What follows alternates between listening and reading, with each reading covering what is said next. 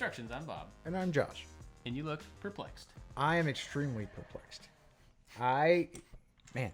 So last week, you busted out the gigantic, was it the Barracuda or whatever? The Pirates of Barracuda Bay. This massive child-sized box full of Lego. I'm very excited about this set. And I didn't have a Lego set. And right now, it is extremely difficult to try to find Legos because a lot of them are on back order because people didn't stay at home building Lego, which is cool.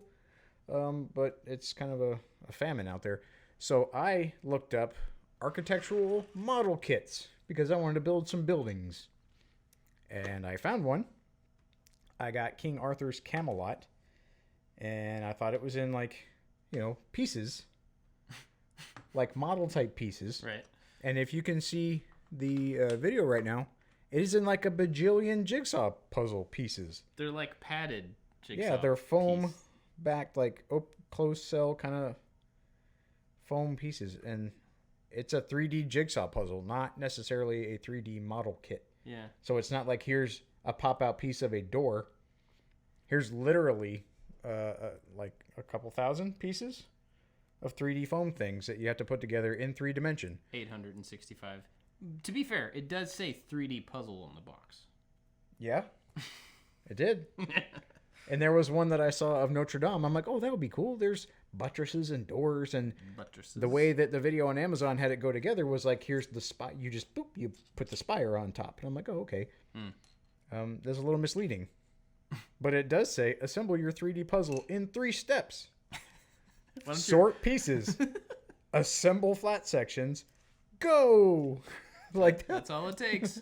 That's misleading. Yeah. So I have about 1 million gray pieces with little tiny pieces of detail that are meant to go up in multiple castle elements, vertical elements, and this is going to take forever. It's a really impressive looking finished product. Yeah, because I thought like I could take our little D&D characters, and if we had like a D&D game, we could have at least a massive fortress to set the stage. It's a good idea. Yeah, it was in concept. Execution, not so much. Well, it should keep you busy for a while. Yeah. I guess. Yeah. I feel like it's a huge amount of time sorting and then probably fairly quick assembly. Yeah, because there weren't a whole lot of materials available apparently in King Arthur's day. And so there's just gray. Yeah, gray stone and there's wood. And that's like me tree. in Minecraft is like everything is just gray cobblestone because that's the easiest thing to get. See, but then it says it's got some pieces with these little red little dots on them. And it says pieces with red dots are not part of the actual puzzle. Set them aside and discard them only when you have finished assembling your puzzle. Are they vital to assembly, but not required? I want to throw them away now. Well, that's weird. I wouldn't do that. Well, I know, but I want to. Huh. I'll set them over there in the Badlands. I wonder if those are just knockout pieces that are part of the process and they don't want to go through the effort of removing them, you know? So they just dump them all in the box. So it's 865 pieces, 300 of which you don't actually need. That would be cool. Let's see, there's one. Get out of here. Yeah, I see a lot of them. Just glancing at the box, there's quite a few. Well, I'm excited to start bag number 2 of the Pirates of Barracuda Bay. Barracuda Bay. Barracuda. It's a big set, and it's pretty cool. It hasn't really given me the option yet to decide whether I'm making the boat or the shipwreck, because you can make it, as a boat or as a shipwrecked boat. I guess it's a boat either way. But man, this is a very large. Oh, okay. It starts in the middle if you want to do the other one, I guess. Huh. Well, I guess I'm just doing whichever one's first in the book, because it didn't really give me the chance. This is going to take forever. But I'm excited about it. How was Father's Day? Father's Day was yesterday. Yep. Oh, before we get to that, speaking of Father's Day, I do want to hear about your Father's Day, but Anthony is with us on the phone today because his wife... Oh. Don't... Oh. Yeah, don't unmute your thing. He's listening in. He's being producer from afar, but... his wife is about to have a baby. Yeah. So they're home. They're about to have baby time this week. So congratulations to them. Yeah. Have we named his baby yet? Because he's not here to refute what the baby's name's going to be. So we could. Last I heard, it was Raid Shadow Legends. That's right. It Yeah. wasn't McAudible. No, that got struck down. Casper McAudible. Casper McAudible. Yeah, that'd be Herman. Herman's a nice strong name nobody uses anymore. That's true. Only the Guess Who character's name is Herman. It's not people name anymore. Not an actual human name. But congratulations to them for the upcoming baby. And so Anthony will be out on daddy duty for a little while. But how was Father's Day? It was good. I'm going to interrupt you again. I'm just kidding. Go ahead. How was Father's Day? You sure? Yeah. Okay. It was good. I had a chill day. And I think the older I get as a father, that's all I can ask for Father's Day.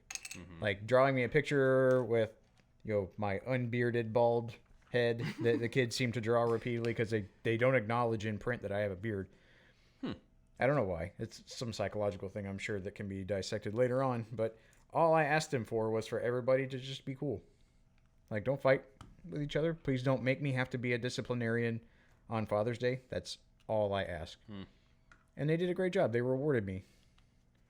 I got something I got in the mail. I don't know if we talked about the snap ships that I bought here. I don't think that you actually bought some. We've talked about them before.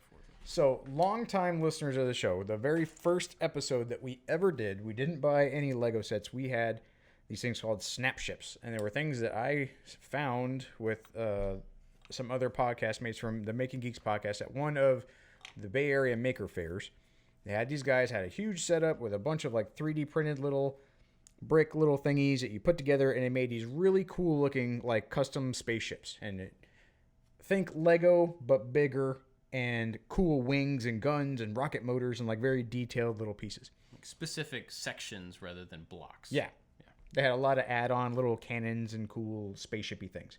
So I got to talking to the guys that made them, and I'm like, hey, man, you should let us play with some of these. And they didn't have really like a media kit, but they put one together, and they sent us some. So the very first episode of No Instructions, we're playing with those. Get in your time machine and go to, like 4 or 5 months ago? They announced last year at the New York Toy Fair that they had gotten picked up and actually production made by a company called Play Monster. So you can go on playmonster.com and look up snap ships, and you can buy, I think it's like 6 or 7 of these different sets, and they range from like $10 up to like $30. So I got really excited because I thought they were really cool. My son and I loved playing with them. So I bought some, and they came in the other day. So I got those for myself. And the kids wanted to play with them. So my Father's Day was them playing with my toys, being kind to each other, and it worked. And so I have something that I think is pretty fun, and I think is cool that we got to see it from its infancy to its actual production model. That is really cool. And the kids really dug it. It occupied them for a few hours. Because we built it. They have little instruction booklets, very similar to Lego. And I'm like, yeah, cool. Now tear it apart and make your own thing. And they come with these like little like gonna get sucked up somebody's nasal passage size pilots. Oh, really? Yeah, super duper tiny, which I think is cool as a throwback to like 80s toys when people really didn't care how much kids choked on stuff. It says 3 and older, so you don't choke on it, but they're very, very small, and I know that the kids are gonna lose them. And I accepted that risk in the name of peace. Did you have Zoids growing up? Have we talked about Zoids? Zoids? No. So, are you done? I don't want to... No, you're good. Okay, so Zoids were these... Not zoinks. Not zoints. Okay. I don't know what a zoint is, but a zoid. Zoinks, like what Scooby used to say. Oh, zoinks. Oh, yeah. No, Zoids were these kind of buildable, but they only went together one way. Like, they weren't I guess they were kind of interchangeable. They were mostly just went together one way, and there were these like mech animal things. So there was a dinosaur robot, and then there was like some sort of a worm robot, and I think there was like a gorilla or something. But they were robots, and then the heads were little tiny cockpits, and so they had these little when you're talking about like little pilots. These pilots were like that big, and they were plated gold looking or silver, and they would kind of drop in. I've still got mine somewhere. I should find them because they're actually pretty cool.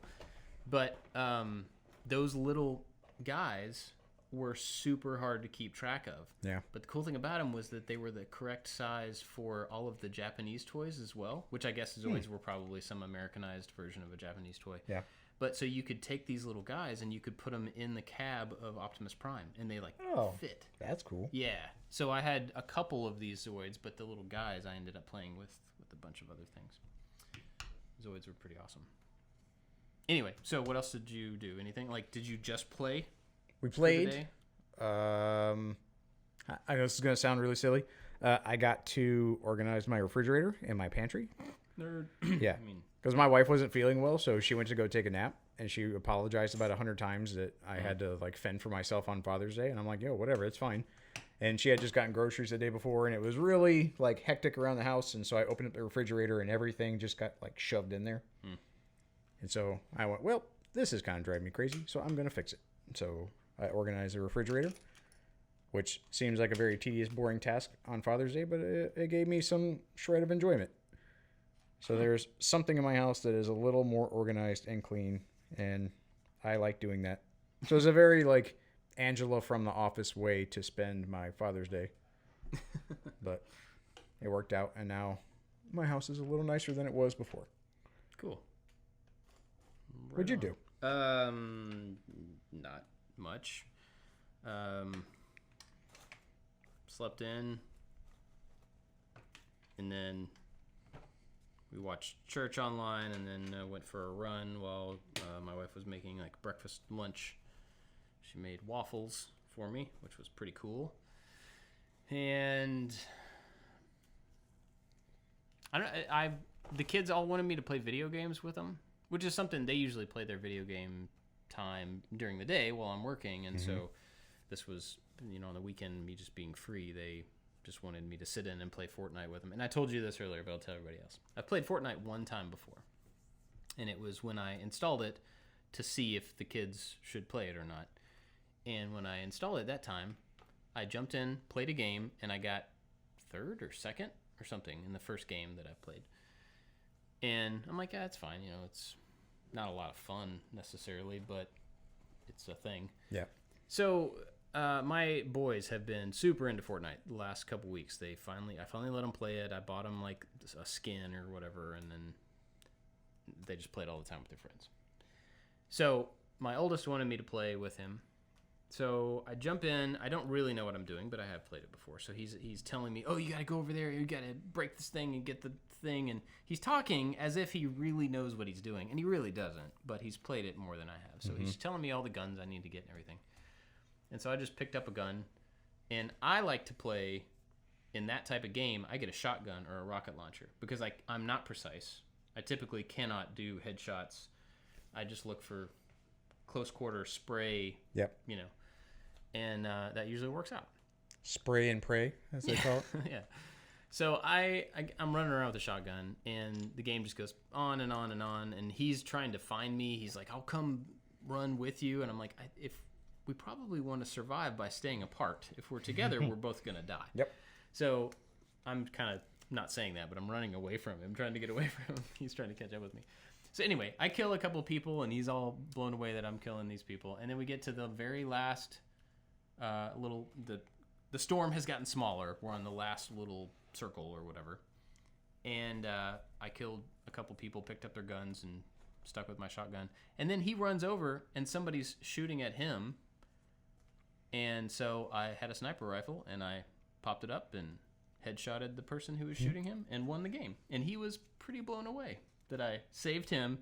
Nice. And got 3 kills. Woohoo. I will save you, son. But we won. And I told him ahead of time that, I'll play one round with you, and then I'm going to play something with one of the other kids. And so that was kind of a good way to end it on that. And I'm like, yep. Time to retire. Yeah. And the boys were all like, you're really good at Fortnite. I'm like, well, not really. I was on the dev team, son. So that wasn't fun, but it was fun. Fortnite itself wasn't really that fun. Mm-hmm. But it was kind of fun to be the cool dad. It's always the really silly moments that you do something that your kids don't have context when they're like, what? You're like, yeah, this is day one. I know how to do this little thing, but you don't know this piece about me. And those are my most fun. You know how to do this? I'm like, yes, man. When we had the RetroPie and all of the NES and Super NES games were brand new. And then I just never told the kids which games I knew how to play. And I would just run straight through. Wow, Dad, you're really good. I'm like, well, yeah, it's intuition. I was born with it. Pretty awesome. So I did that, played Fortnite, and then played Minecraft with the other two boys.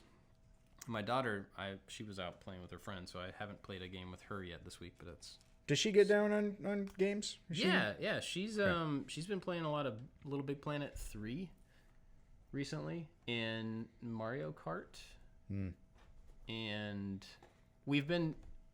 all the boys, me and all the boys have been playing Minecraft at different times. So I played Minecraft with the other two boys, but she keeps asking about it, and I'm like, well, let's play Minecraft sometime. Like, you would like it because you can do the survival thing, or you can just build stuff, and it's a lot of fun to just kind of build things. Saying that as a person who's actually never played creative, so I don't really know, but I would assume it's fun. But yeah, she's definitely into games. She's just not into the same ones necessarily that the other boys or that the boys play right now. So there's less time for them to play together because they just want to do Fortnite. She's like, it doesn't really look fun, you know. Yeah, I played Fortnite with my son for a little while when it first came out, and he doesn't want to play in the free-for-all matches because he doesn't want to get shot, which I think is a very good, and I will promote that human response to not getting shot. And so he played on, I guess there was a mode where you can just have like a few people in the world, and you just kind of build stuff. Oh, and there's then, like a creative mode there. Yeah, but I think there was one step like closer than creative where there was only like a few people. But they were kind of far away.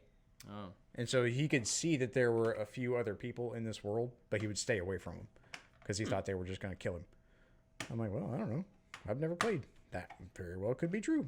Or they could be the exact same personality as you are and just want to play a thing and want to keep the other people at a distance. Yeah. We played video games for just a little while, and then after that, I came down and worked in the shop for a little while and worked on the Wazer, got the machine. It needed some replacement parts put on it, so I did that and just kind of worked down here. And then my wife cooked me steak and Caesar salad and mashed potatoes for dinner. I cooked steak. We had steak and Chinese green beans. Interesting. Yeah. So that was good. Did she grill it out in the rain like I had to? No, she. Yeah, it started raining. Right before I went to go through everything on the grill, it started raining. So we had dinner and then just kind of hung out and goofed off and watched. We started watching. So we finished Avatar recently, The Last Airbender. We watched that whole series with the kids, and we're gonna watch Korra soon, not next. But I told them about a G.I. Joe series that came out in 2011. Did you ever see G.I. Joe Renegades? No. It was a one-season, short-lived show where they tried to kind of reboot G.I. Joe as instead of an army force, they were more of an A-team. Okay. It was 4 or 5 people, the main original characters, as a little team of renegades who got falsely accused of. Actually, it's exactly like. Yeah, it sounds exactly 18, like now that 18. I think about it. Did they have a dope ride? Well, they kept stealing Cobra rides. But in the show, Cobra is this global pharmaceutical company that's like, we're here to help you, and we're here to, we have Cobra schools, but we also have Cobra genetically enhanced food, and we have Cobra medical centers. And they're like this big, huge corporation that's actually subverting the entire world, trying to get control from behind the scenes, instead of an over-the-top, hairband of a terrorist organization, which is kind of what they were in the 80s. Yeah, they were. So it's a short series. It's one season. It's like 22 episodes or something. But it was really good. Like, it was a clever way to try G.I. Joe again, 30 years after the original cartoon. And so we were talking about that recently, and I found it on Blu-ray pretty cheaply, so we've started watching that. That was the thing the other night. They were like, you can watch anything you want tonight, Dad. It's Father's Day. Thanks. And so I appreciate you letting me watch whatever I want on the TV that I paid for.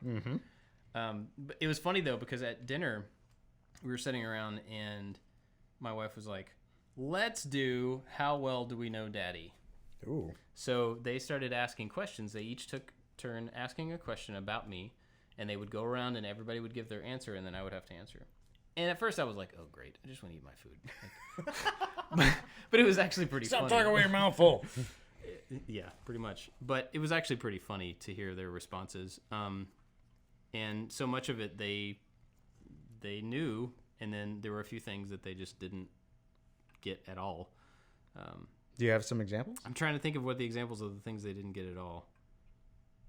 I can't remember. But like, it was stuff like, what's your favorite fruit? And what's your favorite color? What's your favorite movie? Is that why they asked, your oldest son came down and asked you what your favorite colors were the other day? No, that was because they were making Father's Day cards. Ah. And he wanted to make sure that it was in their We guessed colors. Yeah. So anyway, that was kind of a fun thing to do. But part of that was like, what's your favorite movie of all time? And all but one of them was like, Empire Strikes Back. Like, didn't even hesitate. I'm like, yeah, you guys got that one right. And they said, well, so we're probably going to watch Empire tonight, right? I'm like, I mean, I would be down for that, but I've made you guys watch it so many times. It's a recurring thing. So I decided to start this series that they, had been kind of interested in, rather than putting them through Empire again. Putting them through. We'll wait till next week. We'll watch it then. There are children across the planet who don't get to watch Empire. That's true. They have to watch Phantom Menace. Ugh. Did you see the 40th anniversary poster that Lucasfilm hired somebody to do this poster for Empire for this year? No? It is so cool. And it was up for sale for like 3 or 4 days. And I think yesterday was the last day to buy it. And it was really expensive, but I bought it. You kind of bought it? I kind of bought it. Just I absolutely bought it. I a little bit bought it. The guy's name is Matt something. I can't think of what his last name is. But it's a really cool poster. It's a modern take on that. But not modern in that it's a new take on it. I don't know how to say it. But I'll try to see if we can find a link to it to put. It's very, very cool, and they were selling the poster, and then they also had a Japanese version of it, so all the text is in Japanese, and it just looks really cool. That's even awesome. though I can't read Japanese, and they were selling both of them together for a slight discount, so I bought both of them. Well, that's just good practices right there. Saving money by doubling the price of something. So I don't know where these are going to go yet, but one of them is definitely going to go up somewhere down here. Maybe Project video? Maybe right there. Maybe the last poster frame I made was a project video, so It was also an Empire Strikes Back poster. it was. Yeah. It'd be the only picture frames that show up in this channel right. have to hold Empire Strikes Back That's memorabilia. So I don't know if that'll be a project or not, but it's a really cool poster. That's on its way, so I'm excited about that. Another thing I wanted to talk about is the PS5. Mm-hmm. Are you interested in the PS5? I know you don't have a PlayStation 4, right? Nope. Have you ever had a PlayStation? Yeah. I had a PlayStation 2. And that was a fantastic system. yeah, just so I could play Ace Combat 5. Oh. And I love that game. And then, what do we have after that? An Xbox? I had a PlayStation 3. Well, when I was deployed, we had a little bit of money to like, our organization was like, go buy something fun for everybody. Oh. And so we all sat around and had a big meeting, and we're like, this is what we need to buy. And then that person didn't listen to us and went and bought a PlayStation 3 or 4. Which one do you have upstairs now? I have a 4, yeah. Which one was the big black one that was very Kirby looking? That was the 3. Okay, so we had a 3, and we played Call of Duty and Madden on it. So that was our Call of Duty machine. That's really all it ever did. And we got really good. We would go do... it was really funny. We would go do a mission, and then come back and almost play like the exact representation of that mission that we just did in a video game. That's strange. Yeah. There was one Call of Duty where you could fly around in a Blackhawk, and I would get out of my helicopter and sit down on a couch to decompress, air quotes, by flying around in a Blackhawk. That's funny. Yeah, but then we had to switch, and like I don't have a lot of time to play video games, and my kids are still kind of young. So the Switch has pretty much been our exclusive video game platform. Because they're not cheap. No, the games are not cheap. We got the PlayStation. I mean, I had a PlayStation 2, and I've had every one since then. And I've never played a whole lot of video games, but when Blu-rays came out, I definitely wanted a Blu-ray player, and so that was my reasoning for getting a PlayStation 3. And then after that, it was like, well, I mean, the 4's out, and it's also a Blu-ray player, and I can sell my PS3 and get a new system, you know, that kind of thing. And so I'm basically going to do the same thing for the 5. Huh. It's like, well, it's a UHD. Yeah. You know, so, and I have a few of those just because I was kind of future-proofing. I bet on the wrong horse with that one when I got the Xbox 360. Oh, you got the HD DVD? Yeah. For like the 3 movies that existed in my world that were HD DVD. Yeah.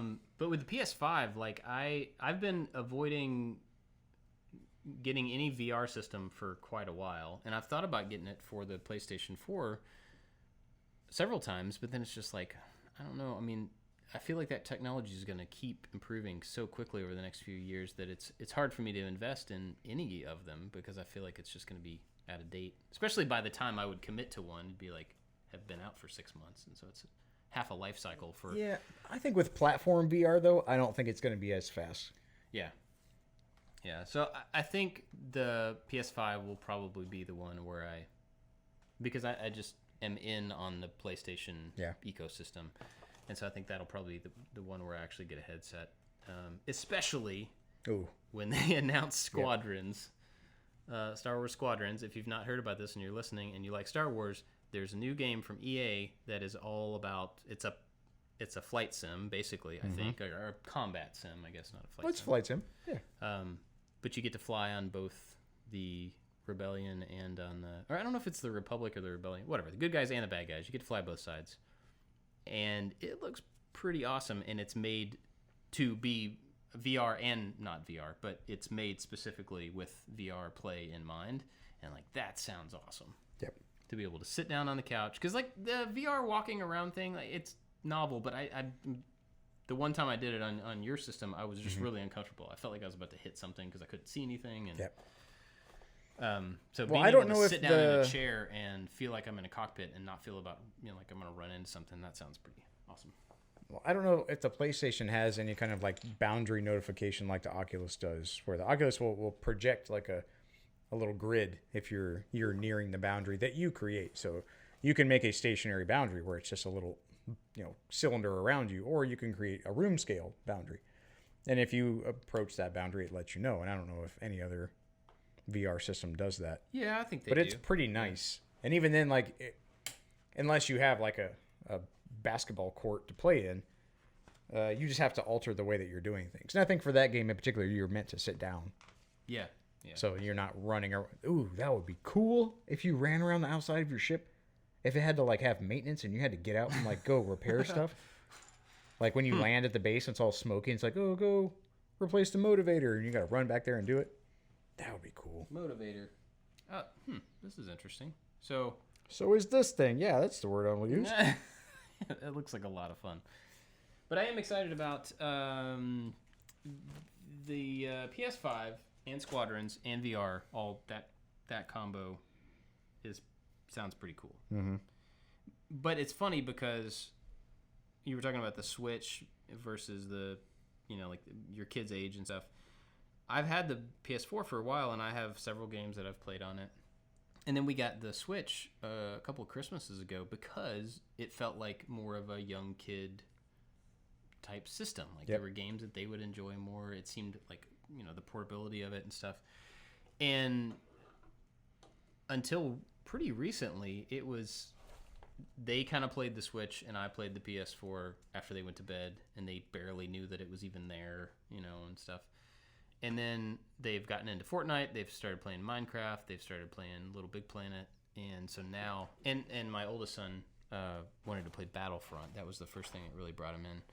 So he played some of that, and some of Jedi Fallen Order, which is, I'm still playing, and I'm pretty far along in it, but I'm not finished yet. So there's been a lot more video game stuff happening around our house lately, and Minecraft, which we haven't talked about a whole lot about, but people who are part of the Maker Alliance for I Like to Make Stuff have access to our I Like to Make Stuff Minecraft server, where there's a handful of us building stuff and playing together, which is pretty cool. So if you're in the Maker Alliance and you're not on that, you should definitely get in on that because it's a lot of fun.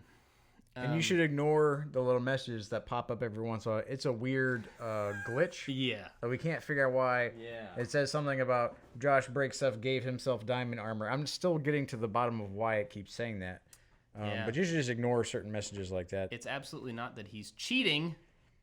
Who taught me how? Not me. Anthony did. Anthony. I have access to cheat as well, and I don't. Okay, we gotta talk about cheating. Hang on, I have to dump this box. I made a Game Genie reference the other day, and I don't see how this is any different. Okay. I've never had a Game Genie. Just throwing that out. Okay. Cheat codes in games. They're there when you're struggling, and that's when I use those give commands, not slash cheat. It's slash give. Slash cheat. That's it. They should change it to Slash slash cheat. That would be awesome. Give. See, you just gotta Oh, here are the pictures. rebrand that. Yeah. Instead of cheating, Dear Mr. Minecraft. just giving. Well, yeah, I have been having a pretty good time with I that. found a piece that went together. Nice. You're halfway there. Single piece of this gigantic puzzle. I've been having a good time playing Minecraft because it's funny because the game's been around for, I don't know, what, 10 years Yeah. or something? And I've never played it until just recently. And so this thing that has grown up like my kids have grown up and is just kind of a common knowledge for anybody who's ever played video games. I'm like, whoa, did you know you can break rocks and make other things out of the rocks?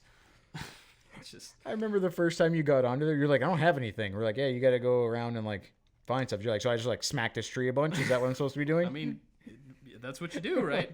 Oh, yeah, kind of. Yeah, okay, I'm just going to stand over here. We're like, well, look, come on over here. We'll give you some stuff to get started. And then Bob just like, bolts off into the woods, smacking trees. Well, I mean... Like, okay, well, have fun. Not that Bob has died. Bob has died. Bob has been killed by a skeleton. Oh, yeah. Bob fell into a pit. I absolutely have the highest number of deaths on the server. We have a stat there. And I mean, I'm probably like... He's super winning. 100% or 150% more than anybody else. No, I think it's 50%. I looked on there the other day. I think you be. had 90-something. Oh, no. Okay. I think the next nearest person was 28. Yeah. So, yeah. No. Yeah, significantly more. It's significant. And it's because I don't want to, like... I don't know. I don't want to just, like, I lost my stuff. I'll just get it all back. It's like, no, I go through the process of trying to re-get all my stuff. Oh, Anthony's pulling up the our stats here on the screen so we can see them. So I can feel bad about myself. Thank you. He's Anthony. a ghost. Anyway, it's been fun, and I do enjoy it. I enjoy the figuring out as it goes, as far as like, I don't really know what's possible. I don't know what all the different types of materials are and the different tools that are. So it's not like I'm just going for something. I'm just collecting random things, and then I'll go see what I can make with them. And I think that's kind of a neat thing is that it's not known. It's it's just kind of an exploration thing. And there's so much to that game that you would never be able to figure out that something existed without having a conversation with someone else, or if you were specifically trying to like Google, a task that you were trying to accomplish. That's what I like about the game is it is so simplistic at face value. Mm-hmm. It's purposely blocky. It's purposely low bit, and then you can do so much in there. And even today we were having lunch, and you and your son and I were having a conversation, and you were like, "Oh, that's what that's for." Yeah. And like, yeah, the 8-year-old knows exactly what it's for. Yeah. And he can educate us on how to, build a thing that lets you breathe underwater. Well, what's ironic though is that my oldest has a bunch of books, like Minecraft books that are guides to tell you how to do things. Mm-hmm. And he read up like, I don't know, 3 or 4 of these books before he ever even played. And he's only really played a little bit because it's mostly creative mode. You don't have to figure out how to do things. You just have everything available. And so he'll come down and just spout off all this, oh, you have to make this with this and this and this, and you got to take it to the place and do the thing. And I'm like, when did you do that? Oh, I've never done it. I just read it. Yeah, that's my son like too. Institutional knowledge rather than experiential. But it's kind of cool. I mean, it's fun that I have something that I'm interested in right now that I'm having a good time with. They have fun with it, and then they'll come down the stairs and peek around the corner and see me playing, and they run and like, "What are you doing? Where are you? What are you building?" Yep. So it's kind of a fun thing. And I act like, You guys can't watch me. You already had your video game time. You got to go upstairs. But I just want to watch. I'm like, all right, you can stand here for a minute. And, it's fun. Ooh, it's like they get a little inside time. A whole tree. Oh, look at that. You don't have to make the tree. Whee! What else has been going on? I finished a massive landscaping project in my house. Oh, yeah. Which is really notable because I really hate landscaping. I mean, it's landscaping, but when you say it that way, it sounds like you planted a bunch of trees, and it was far more utility. Yes. Than that. So we have an above ground pool in my backyard. It has a big wraparound deck, and the pool filter and pump and all the stuff was underneath the deck boards, and so you can get to it from the outside, but it's like a hot, sloppy, disgusting mess under there, and it's always been that way. That sounds nasty. Yeah, it's horrible, and because it's so just muddy and gross, the big sand filter over time, well before we bought the house 2 years ago, like is slumping into the mud and leaning heavily at like a 30-degree angle. And every time I have to do anything with the chemicals or I have to work, I got to slop down there in this nasty trough of filth. And I'm like, this is dumb. And where the stairs for our deck go down, there's a big like rectangular area that all the pool guts and a big like natural gas whatever tank sure that runs a fireplace like sits in this other part of the back of the house. Again, it doesn't need to sit there. It's unnecessary in its placement. So my wife and I flattened out a big spot in that little nook by the stairs and compacted all the dirt and put down rocks and put down pavers and then put down rocks over top of that, and we moved all of the big heavy awkward stuff into that little nook. So that grass doesn't need to be mowed. It's all centralized. And then I created a central drain. So that was step one. And so when you backwash the pool, it just takes the pool water and just like go that way. And I have neighbors and I don't want to flood their yard like I have been. And we kind of live on a hill. So all of my backwash pool water just flows downhill to everybody else's yard. And in between my house and my downhill neighbor, it collects a lot of water when it rains anyway. So we made a combined joint effort French drain system. And I finally got it buried. I went and rented this massive ditch witch. You ever played with one of those before? I've never played with one. It's like a tank with a gigantic comedic saw blade on the front that's like 5 feet long and has massive teeth. And all its job is to dig a huge trench in the ground. And it was pretty cool. And I've been waiting to rent it because it was in high demand. So I finally got it. I dug out all the trenches. I buried all the hoses. And it just works. That big 3D printed drain thing that I left, there's like 2 provisions for the pool and then 1 for like an outdoor kitchen that I someday want to build. And I backwashed the pool for the first time yesterday after everything was buried, everything was done, and the water just went away. It was awesome. So cool. And it all just worked. And so that was like a good season and a half. We've been planning this for a while and saving up for it. And I finished it on Saturday, so I didn't have to work on it on Father's Day. And I'm pretty stoked because it all just works now. Yeah, that's awesome. I can get to everything. Oh, one thing I did that was dumb. If you have a pool, we have a thing called a frog system. That's like an inline chemical treatment system, so you don't have to just like, I still have to shock the pool, but instead of just like dumping a bunch of chlorine in the skimmer or a little floaty thingy that goes around, it's like an inline system that takes like an outer canister and an inner canister. In the outer canister, you need 1 of those per season. Then the inner one is like the chlorine tablets. So water diffuses over the chlorine tablets, gets introduced into the pool water. It's much easier. Look at these little green bottles. Bottles of booze. Anyway, go ahead. So we thought we were being very clever and very proactive and bought a pool season's worth of chemicals all last winter when they were cheaper on Amazon. Got all the chlorine things, got the little mineral pack thingy that goes in there. And I went to install it and it didn't fit. Oh no. And I got mad. So I went to the very expensive but very helpful pool place here in town. And I'm like, what the heck, man? This thing doesn't work. She's like, oh, you got the whatever color? That's the old one. I'm like, she says, yeah, that old one's not going to fit. I'm like, well, what about the chlorine thingies that go in the old one? Are those not going to fit in the new one either? She goes, no, those aren't going to fit either. I'm like, so I bought a whole bunch of pool chemicals. So I bought their chlorine thing, which I know works. Or not the chlorine, the mineral thing.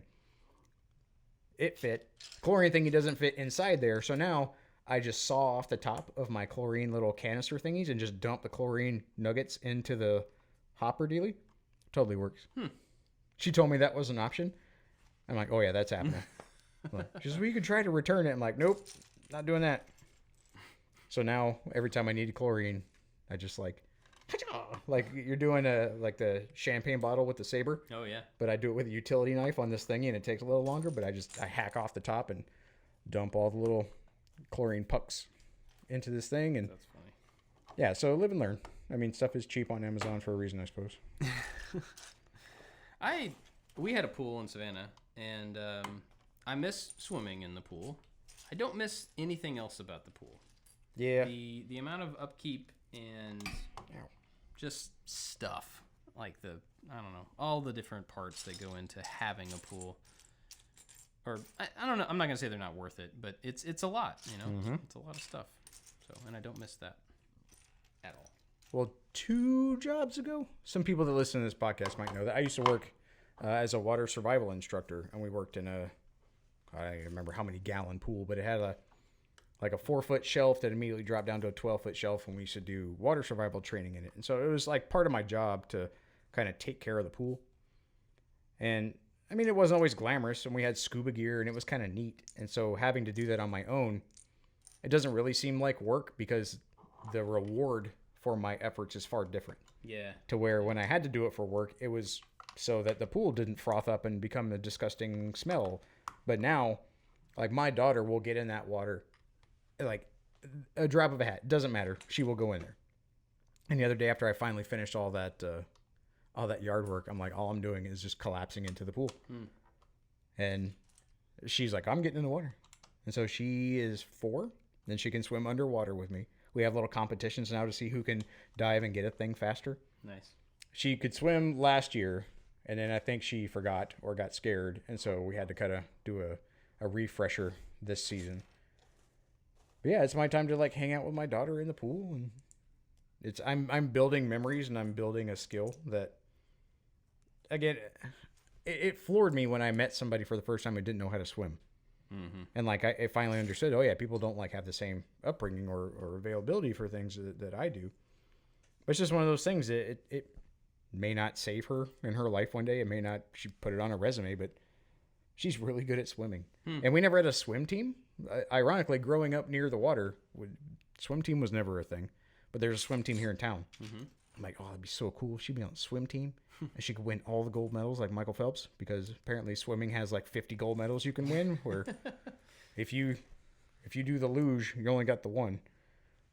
So I'm going to groom her to win all the medals. That was, I mean, so my wife was a lifeguard on the beach growing up, and so when it came time for us to look for a house and we found one that had a pool, I was kind of like, well, I mean, that would be fun, but it also sounds like a lot of work, and I don't really like, I don't know, it'd be fine. She was like, I want the pool. Yep.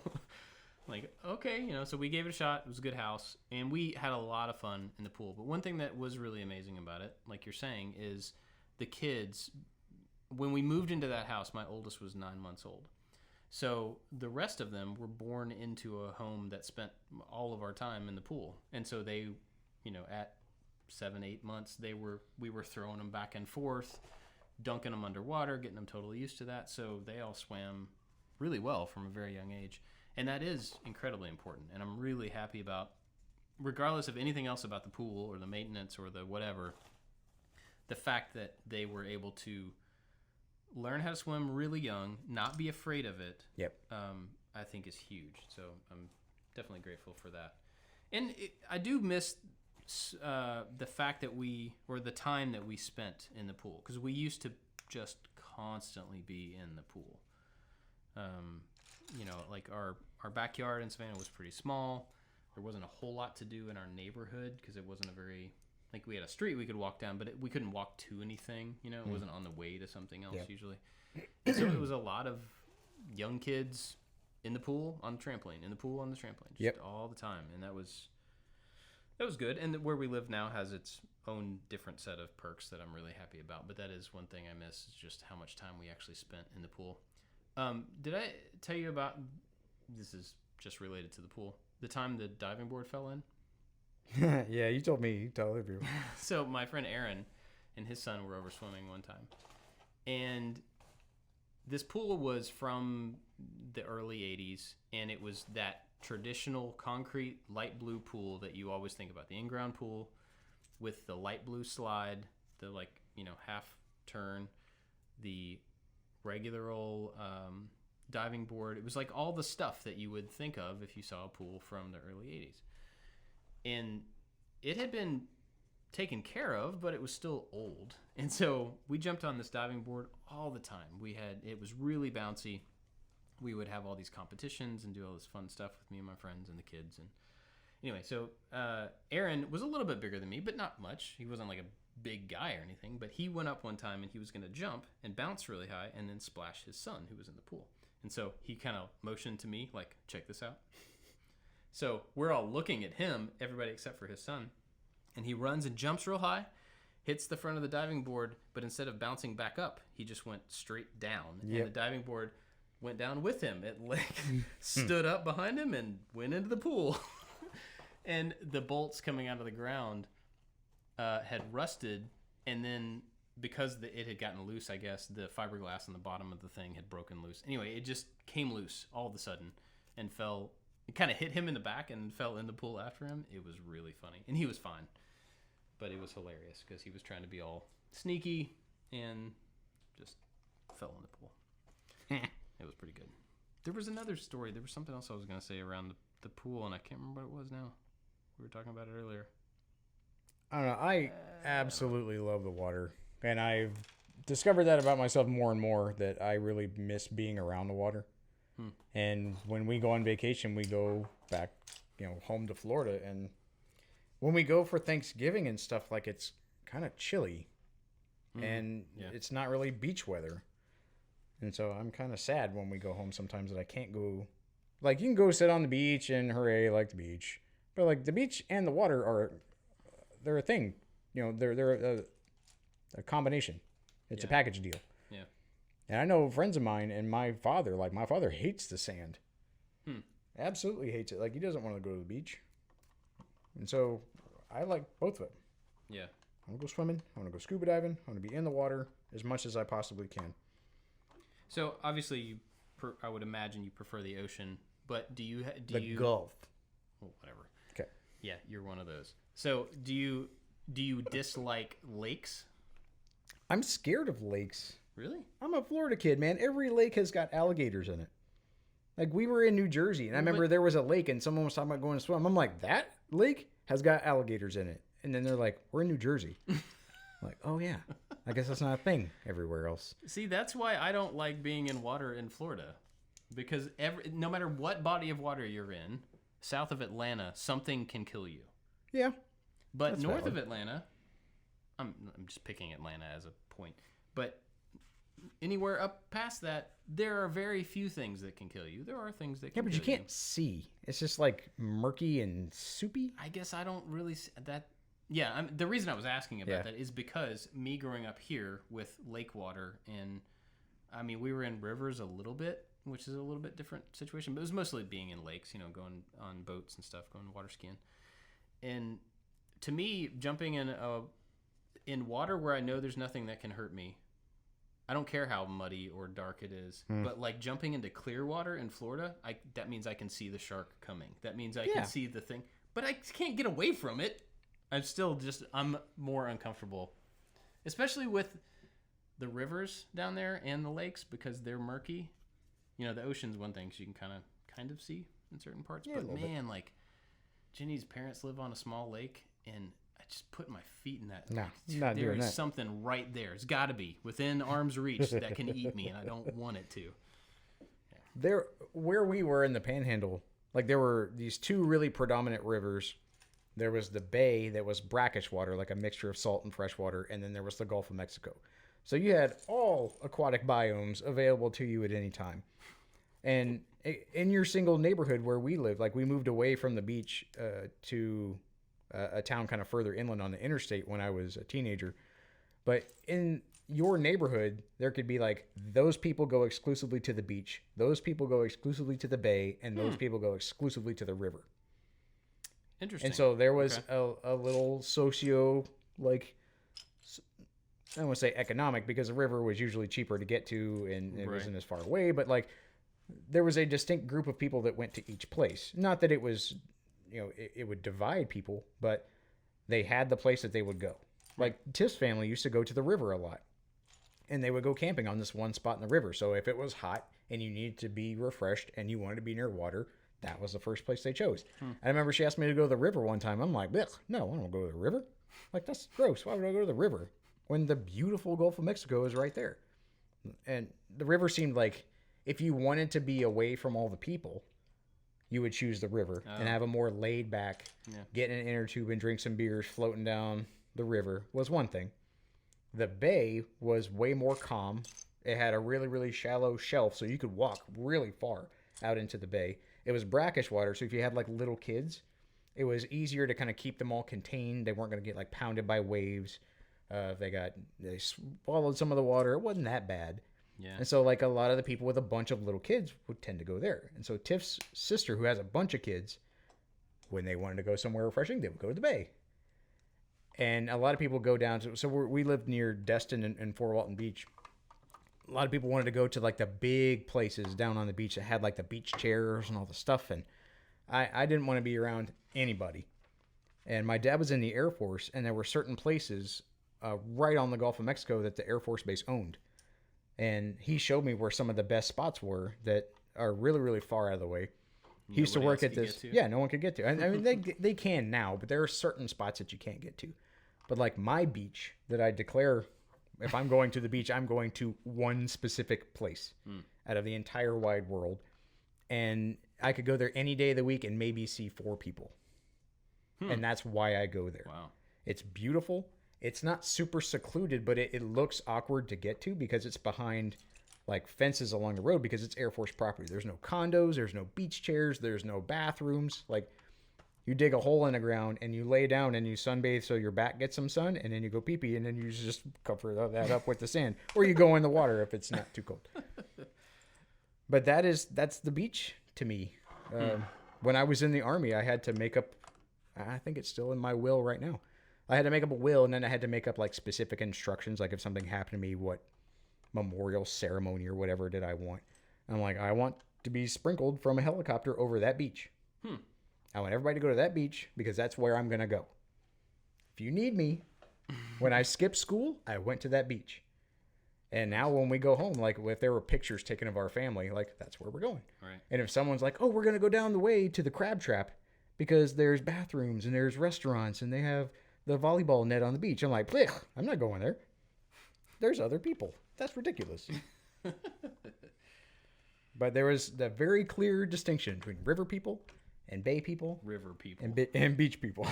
The river, no, I'm not going to the river. The river you would go like canoeing down. Yeah. Every once in a while. But then like there was never a canoe trip in my family where someone didn't flip on a canoe. So there was...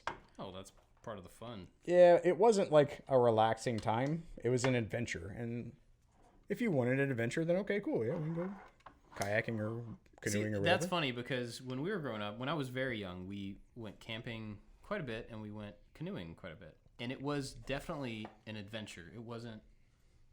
I mean, I was young, so to me it was an adventure. I don't know actually what it was, but it was never...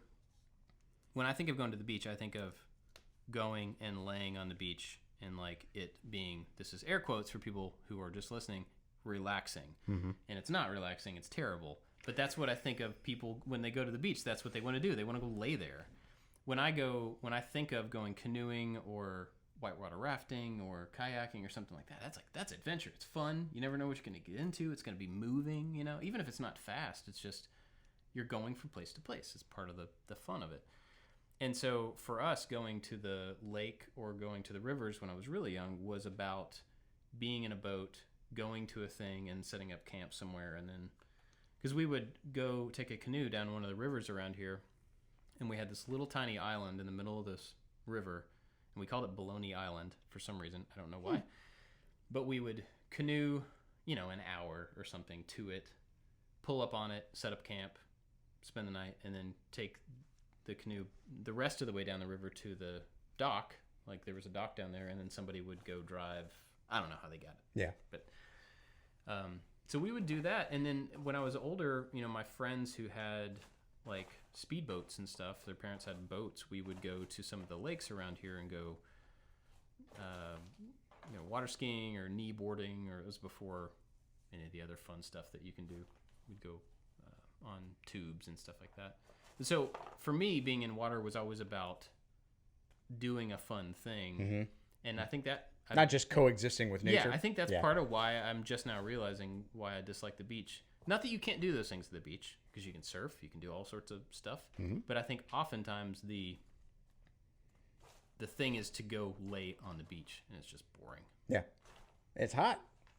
Yeah, and there's water right there. Like, it would make a lot more sense to me to surf or to do something, but then I don't do those things often enough to be good at them, and that takes some of the fun away. Anyway, I was just curious what you thought about lakes, because to me that was... It still trips me out seeing water. as many boats in Kentucky as we do. Really? Yeah, because it floors me. Like, yeah, I understand that lakes are a thing and that people can enjoy them. I don't know. It's still, there's some weird barrier to like, why do you have a boat? Have you ever been whitewater rafting? Yeah. Yeah. Well, whitewater rafting in Switzerland. Yeah, that was super cool. Yeah. But is there whitewater around here? Not in Kentucky. West Virginia has quite a bit. And that's where I've been. In Tennessee, in North Carolina. And there's a lot around that's within reach, and it's, I guess, North Georgia. There's a lot. That's a fun thing. I haven't done that in a few years, but that would be a fun thing to go do sometime. Anyway, I would like to get outside. We were talking about for my birthday coming up what we're going to do, and I was thinking about going camping somewhere, but I haven't really made plans, and that's in like a couple of weeks, so I don't know if that would even be possible to do at this point, but haven't been outdoor enough, over the last several months, so I'd like to take advantage of that. So my wife has a trip scheduled for me for my birthday, which is 3 days after your birthday. And she is taking me to St. Thomas in the Virgin Islands. You go lay on the beach and do nothing? No. I'm just kidding. I am going... We didn't talk about that on a podcast. No. Man, we haven't recorded in such a long time that I can't remember what we've actually talked about. Part of it is going to lay on the beach. My wife has been to St. Thomas in February. She went, for people who are listening. She went on like a girls trip because tickets were really cheap. Well, we're going to go visit her family, which is down in like the Space Coast of Florida, down near Titusville. And we can fly out of Orlando to St. Thomas for dirt cheap. And get an Airbnb. We can get an Airbnb in St. Thomas. Per day is cheaper than a hotel room in Macon, Georgia. Yeah. Wow. Yeah. Huh. So she's treating me, I think, 4 or 5 days. I mean, but have you been to Macon? I mean, it's pretty nice and all. I've been to Macon a lot. I guess they have easier access to running water and electricity, so maybe that's why it's way more expensive. But we're going to go hang out, and I miss diving, and so I wanted to go on a dive trip. And my wife is a scuba diver as well. But I wanted to go diving so that I could go... That's going to sound stupid. I mean, I can go catch lobsters, and it's called lobster tickling. Because the lobsters down in the Caribbean and down in Florida, they don't have claws. They're rock lobsters, so they're really big, and they have really big tails. But they, like, hide in the rocks. And so you take a stick, and it's just like the end of a fishing pole. It's just like a piece of plastic, whatever. It's called a tickle-stick. And you put the stick in the hole, and you, like...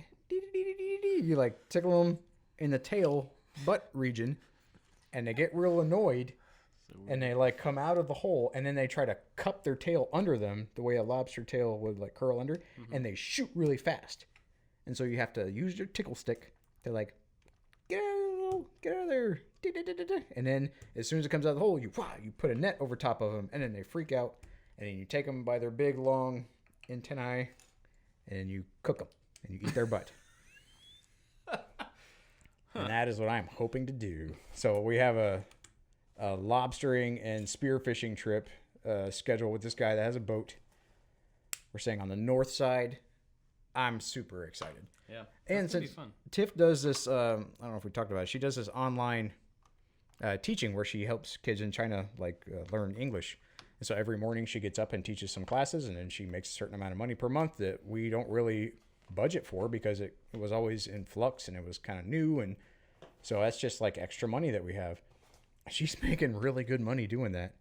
And she started doing more classes at night in the evenings. And so she is paying for this whole trip to Paradise on her dime.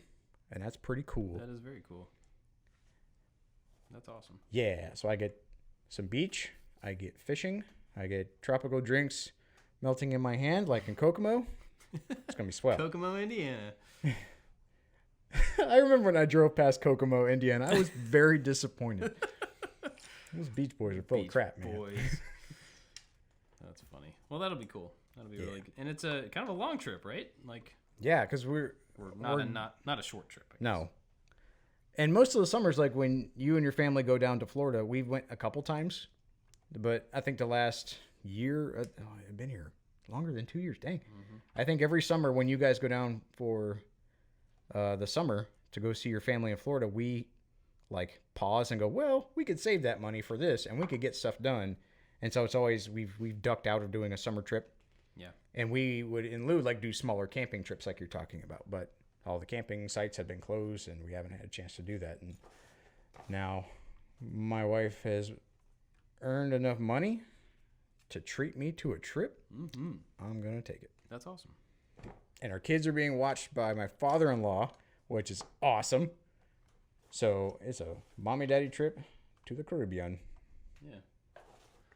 That will be cool. So I won't be available for the podcast. Yeah, no.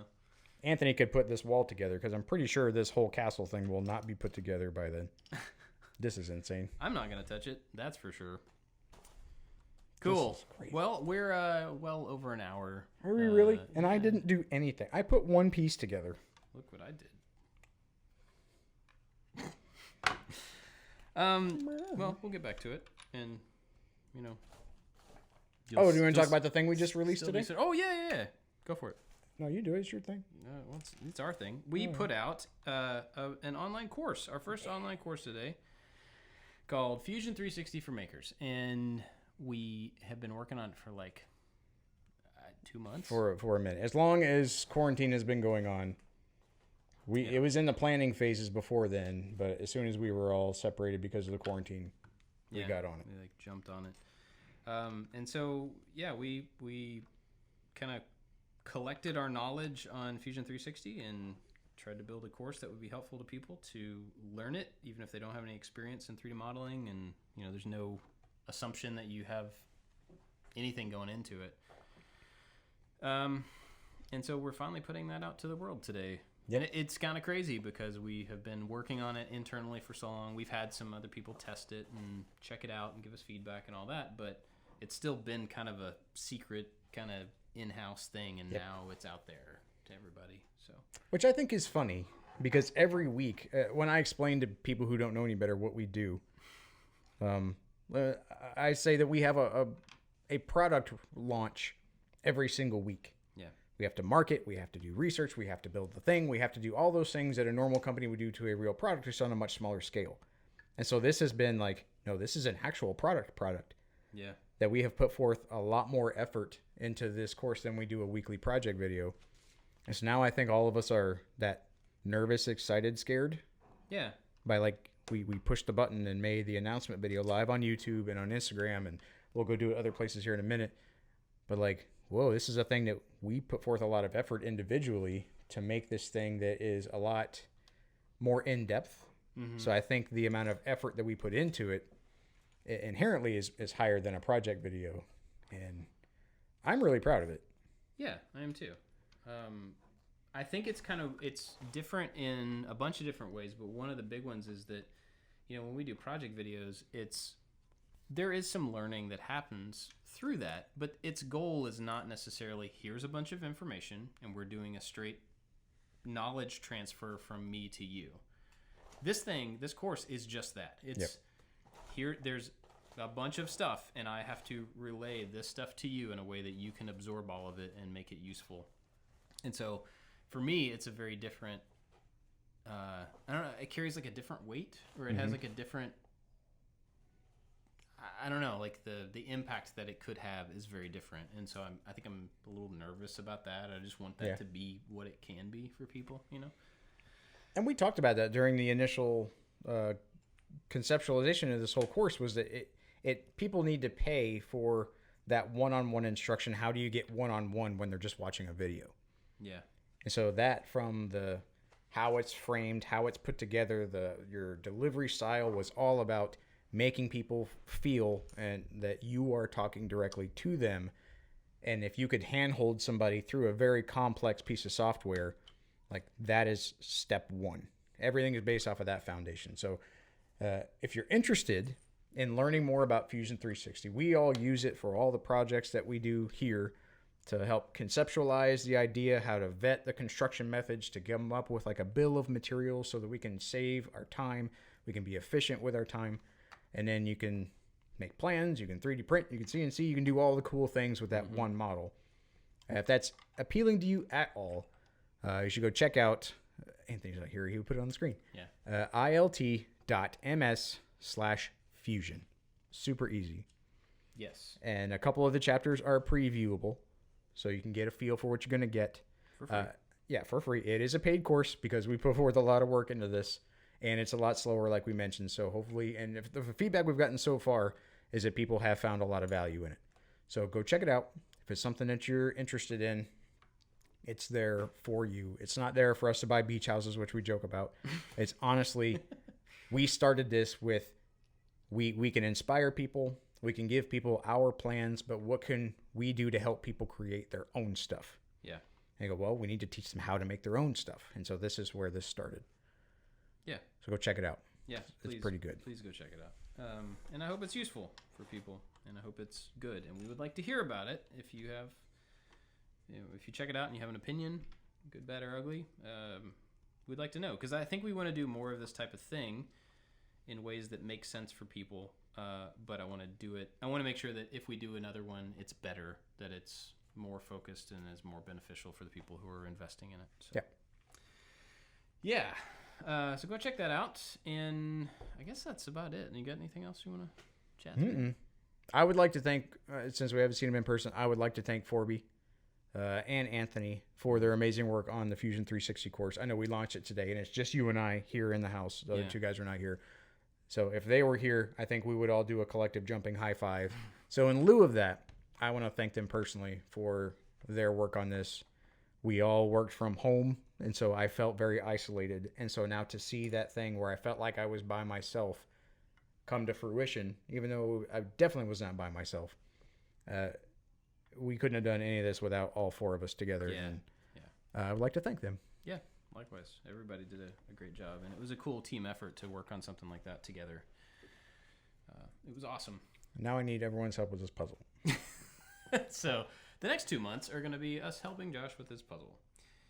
If you want to go check that out, go check it out. If you want to join the Maker Alliance, actually some of the tiers get a discount. All the tiers. All the tiers? All the tiers get a discount on the course, so might be something you want to think about. Yep. And where can people find you on social? On Instagram and everywhere else at Josh_makes_stuff. You can find me and all of us at I Like to Make Stuff on all the stuff. And if you want to find out more about the course, it's going to be all over the social media places. So you won't have trouble finding it.